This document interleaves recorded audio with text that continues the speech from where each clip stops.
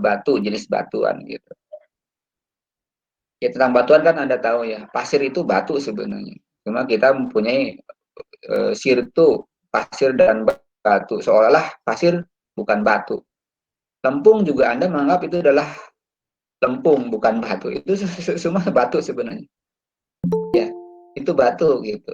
Jadi pasir, lempung itu asal asal dia berbahannya dari bahan apa bedrock misalnya itu batu sebenarnya. Cuma ukurannya beda gitu.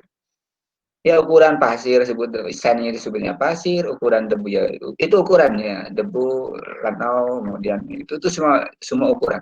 Kerikil, krakal, boulder, nah itu ukuran ukuran ukuran batu ya, ukuran batu. Nah, oleh yang itu yang membedakan antara batu itu sebenarnya PS-nya itu atau kontradiktifnya atau lawannya adalah tanah. Ya. Batu yang telah mengalami pelapukan dan mengalami proses pembentukan tanahnya itu disebut dengan tanah. Gitu. Oleh karena itu pengertian tanah kan biasa sebagai tubuh tubuh di alam, tubuh tubuh atau material di alam yang melalui proses pelapukan yang dari batu induk ya kemudian jadi menjadi tubuh tanah gitu. Nah, pencipta atau pembentukan tanah tentu ada yang dari batu langsung ya batu sebit tanah liat itu memang sudah beri batu batu besar atau batu yang lapisan-lapisan kerak bumi bisa langsung jadi batu gitu kan. Ada juga batu yang apa, bentuknya pasir atau itu kemudian berproses lapuk kemudian menjadi tanah. Ya. Nah litogenes tentu campuran ada tanahnya, ada bagian-bagian batunya gitu dalam ukuran yang kecil. Ya sedimen laut berasal dari pengikisan batuan ya di darat atau di laut. Ya di darat artinya melalui sungai dia masuk gitu. Kemudian kalau di laut juga sama. Di laut katanya ada proses guguran batu, kemudian juga ada letusan gunung api di bawah, kemudian ada juga longsoran, tebing-tebing dari apa continental slope itu. Continental slope itu kan menghasilkan juga pengikisan dengan arus turbidity-nya dia itu akan terkikis gitu dan dia akan mengendap. Nah, itu juga termasuk lito gitu. Nah, ini kalau misalnya ini pasir, partikel pasir, ukuran pasir itu membutuhkan sekitar 1,8 hari untuk tenggelam pada kedalaman 4.000 meter.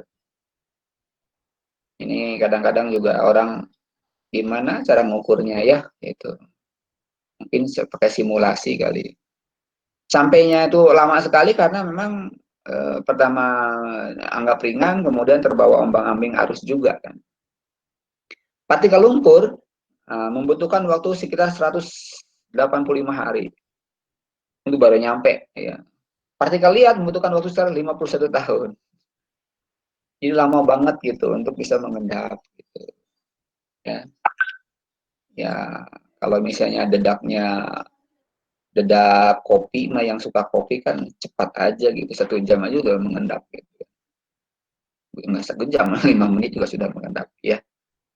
Begitu ceritanya. Nah ini adalah peta ya peta persebaran apa jenis-jenis sedimen ya. Yang warna ini kan ini litol ya litol litogenes. Ini yang disebut neratis, ini pelagis. Artinya ada yang tepian di sini kebanyakan. Itu kan semua tepian berada di tepian ini, di tepian samudra, tepian benua tuh. Benua. Ya. Nah, kemudian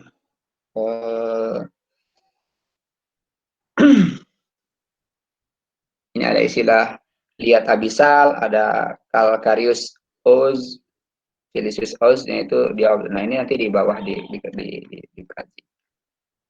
Ya, ini jenis sedimen litol ya. Sebenarnya materi sekarang tuh sedikit ya. Kemudian sedimen biogenes.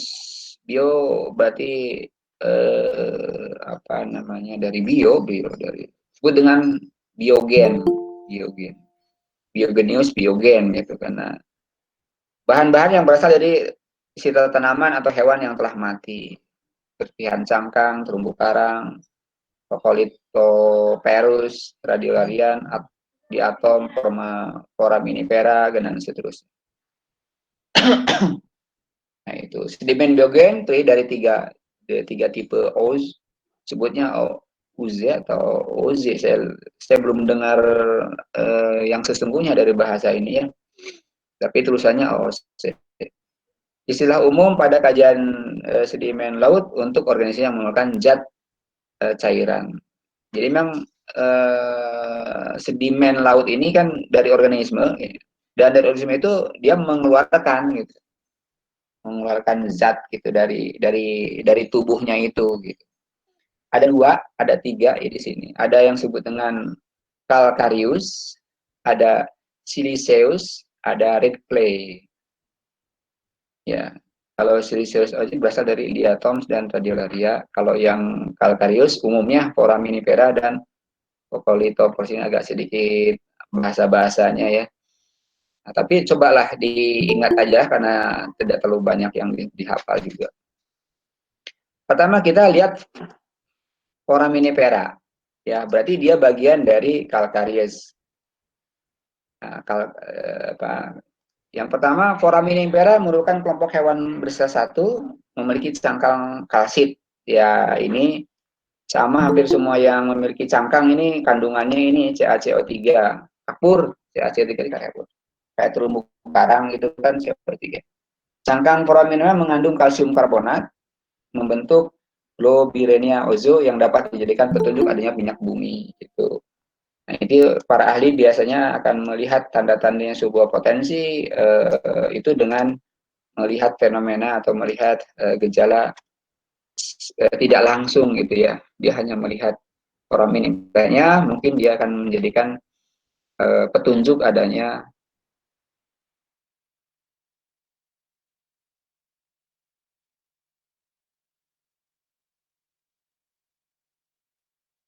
dari permukaan dasar laut. Ya pantas saja kan, hampir semua lautan kan banyak sekali tanaman, tumbuhan dan hewan gitu tentunya. Ikan-ikan yang sudah mati bahkan bisa mengendap gitu. Ya, tulang-tulangnya itu akan mengandung kalsium karbonat juga kan gitu. Kemudian ada Cocolithoperus. Cocolithoperus adalah tumbuhan bersel satu dari jenis fitoplankton, ya, dari jenis fitoplankton yang diklasifikasikan pada kelas Primenispicea gitu, fitoplankton. Ya, kemudian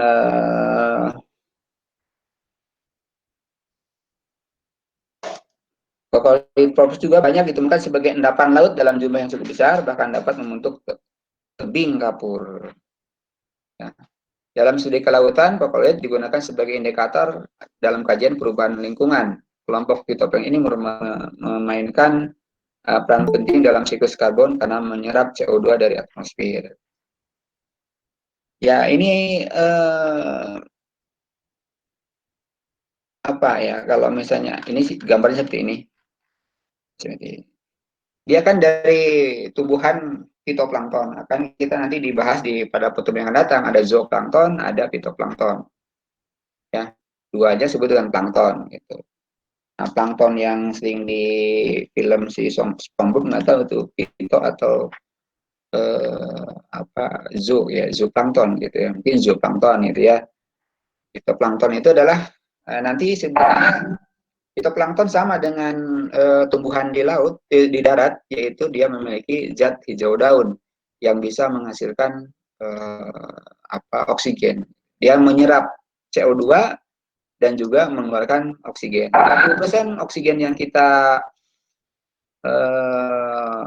yang kita hirup itu berasal dari laut, dari fitoplankton. Oleh karena itu kesehatan laut itu sangat penting. Nah, fitoplankton tersebut kan karena dia menyerap CO2, tentu dia akan memiliki karbon juga gitu kan. Memiliki endapan karbon seperti hanya tumbuhan ya. Tumbuhan itu sebenarnya karbon yang terikat gitu ya. Kalau kita bakar kayu bakar dibakar nih, kayu dibakar itu berarti melepaskan karbon. Itu oleh karena itu kan kalau misalnya ada istilah dengan jual beli karbon, perdagangan karbon yang perjanjian antara negara berkembang dengan negara maju, negara yang memiliki hutan dengan negara negara industri, itu sebenarnya seperti itu. Jadi satu hektar satu hektar hutan misalnya itu berapa oksigen yang dikeluarkan, itu berapa oksigen yang dikeluarkan. Nah itu dibeli gitu, dibeli oleh negara maju yang mengeluarkan CO2 gitu, ya CO2 gitu. Jadi negara maju yang banyak industrinya itu kan mengeluarkan CO2. Nah itu kalau tidak diserap oleh tumbuhan kan oleh siapa lagi kan gitu.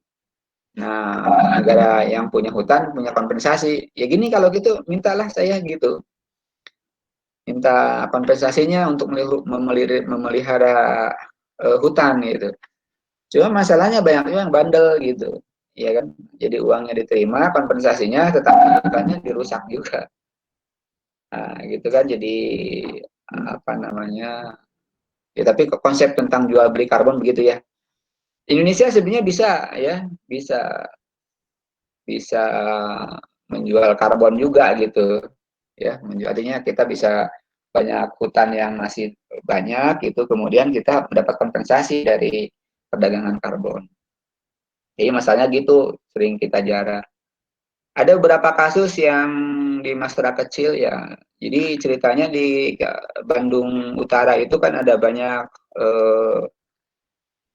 apa namanya kebun campuran gitu kan. Dan itu milik pribadi ya untuk petani. Ya ada kemudian kan kita pemerintah mengharapkan Bapak Ibu tolong ini jangan ditebang ya gitu.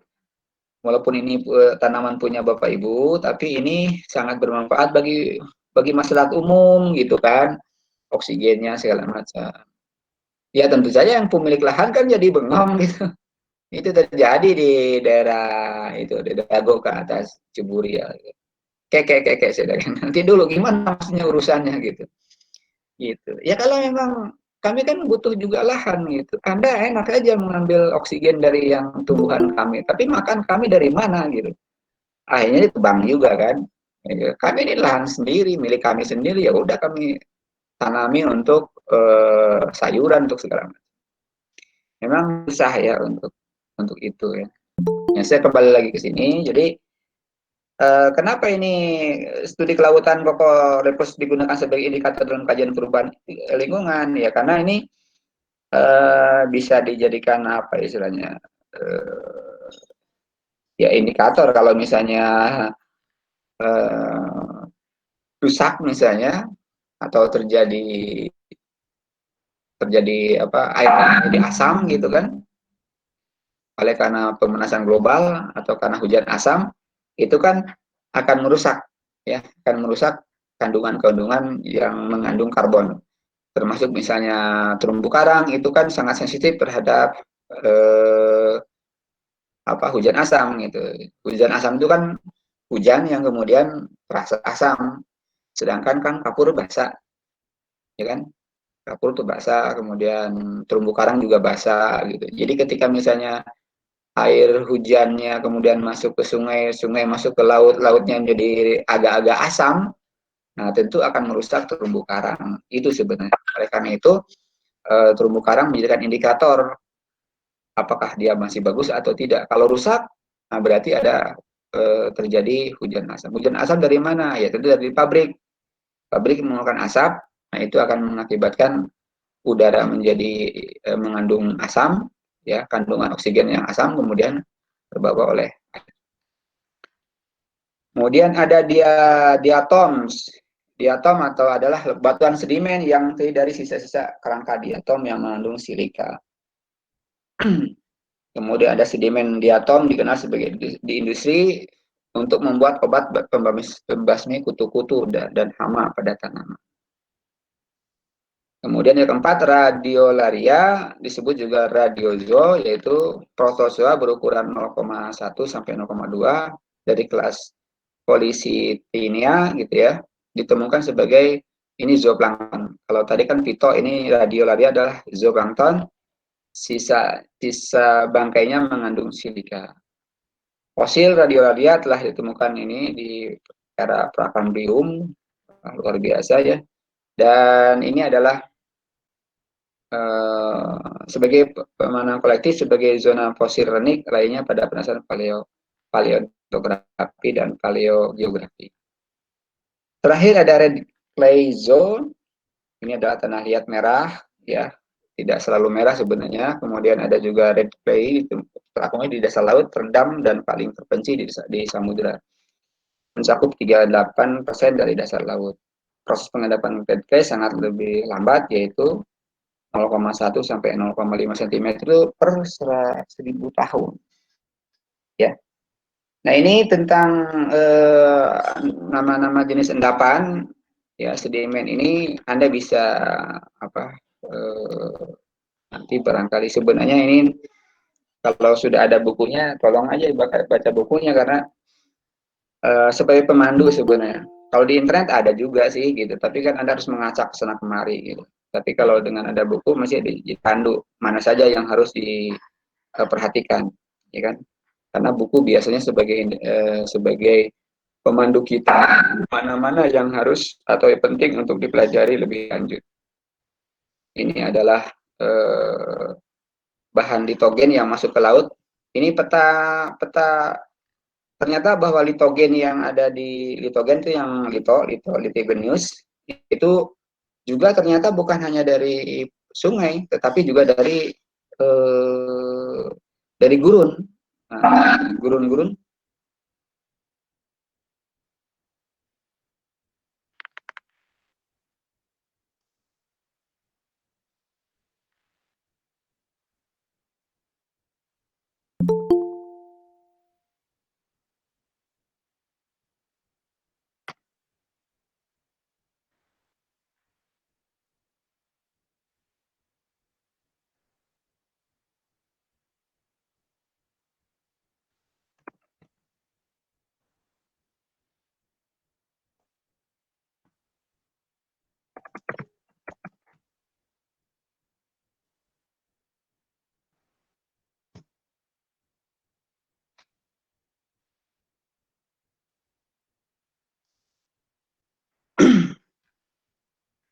Kemudian ada sedimen hidrogeneus, ya. Sedimen hidrogeneus itu sedimen yang terlaut yang sangat beragam. Ini reaksi kimia yang kemudian itu menjadi reaksi kimia dengan air, ya. Kemudian itu menjadi endapan dan menjadi sedimen gitu. Maksudnya nodul mangan. Nodul mangan yaitu butiran sampai bongkah berbentuk bulat dari mangan dan logam lain yang terbentuk di dasar laut. Ini mangan itu adalah bentuknya seperti ini, nodul-nodul. Ini adalah reaksi kimia sebenarnya. Hasil reaksi kimia kemudian menjadi bulatan-bulatan gitu. Dan inilah yang akan diambil oleh kita sebagai mangan gitu. Ya. Kemudian juga ada Pak Arif sudah datang belum ya?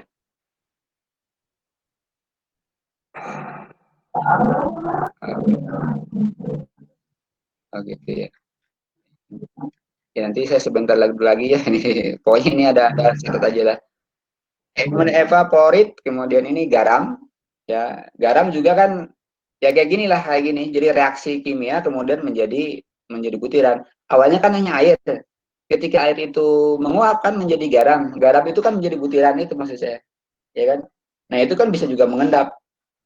Garam-garam itu bisa mengendap walaupun dalam bentuk yang apabila dia seperti gini lah, air yang mengandung garam itu akan cenderung lebih berat, dia akan di bawah. Sebenarnya begitu. Makanya kayak oksigen di dasar laut ya itu sangat kurang gitu. Selain karena memang cahaya matahari kurang, juga garam di bawah. Nah, ini adalah bentukan dari endapan endapan garam di laut ini berlapis-lapis. Ini terjadi ada di bawah laut Mediterania. Ya. seperti ini. Jadi sebagai sumber garam juga gitu.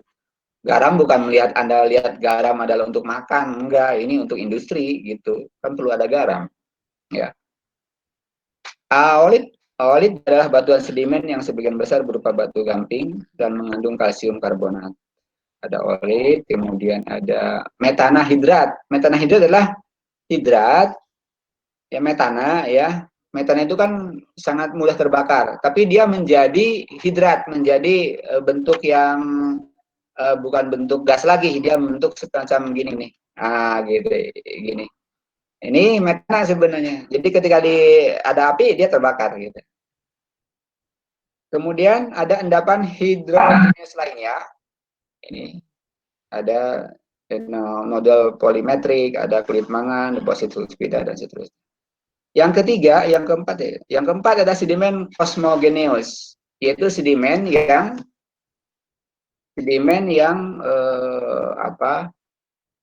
lahir datang dari meteor gitu. Bentuknya kayak gini, ya. Jadi jatuhannya seperti ini. Ya, ditemukan di laut gitu, tapi ini kok kayaknya bukan batuan mana gitu. Mereka mengatakan sedimen. Dia tidak terlalu banyak sebenarnya, ya. Ya. Tentang eksplorasi barang tambang sedimen laut juga ini adalah bagian yang ceritanya gini sebentar ya. Di Samudra Pasifik itu Cina itu sudah memiliki apa namanya alat kapal namanya Jialong menyelam pada kedalaman 7.000 meter. Luas eksplorasi Cina itu diizinkan oleh Otoritas Dasar Laut Internasional gitu. Ya, dia untuk mencapai 80.000 kilometer. Hasilnya termasuk luar biasa karena mereka dapat menemukan nodal polimetrik berukuran umbi kentang di dasar laut dengan kedalaman. Nah, ini berupa kobalt, nikel, mangan, dan lain-lain gitu. Jadi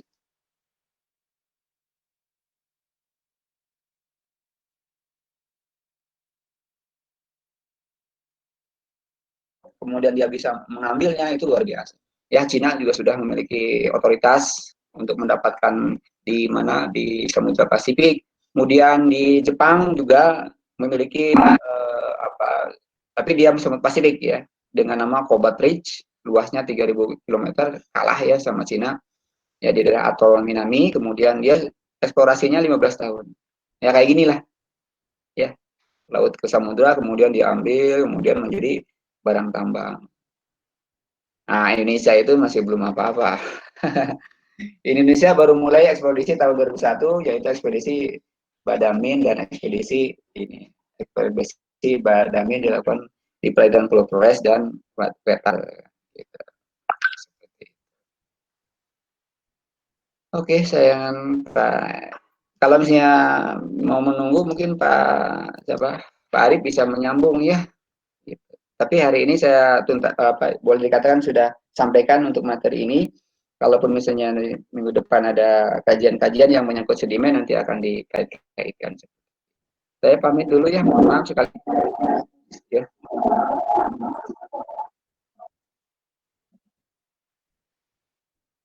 Apa? Ya nanti. Ya, ya, ya. Ya, Assalamualaikum ya.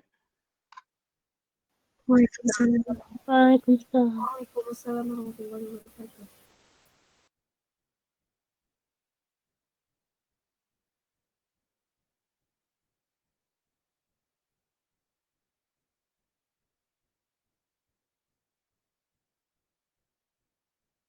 Iya, tunggu aja, Sa. Udah dibales, Sa.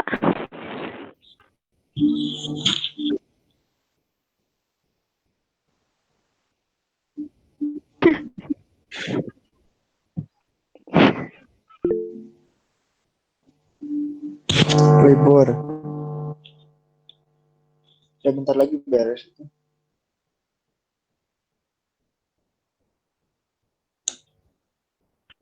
Masih 1 jam lagi kan? 10 menit lagi. Azam ih. Terasa udah 1 tahun nih. Apa ini? Udah ini matkul apa sih? Bu Pak Arif. Geotana. Astagfirullah. Baru sih. Oh, jam 10 ya gitu.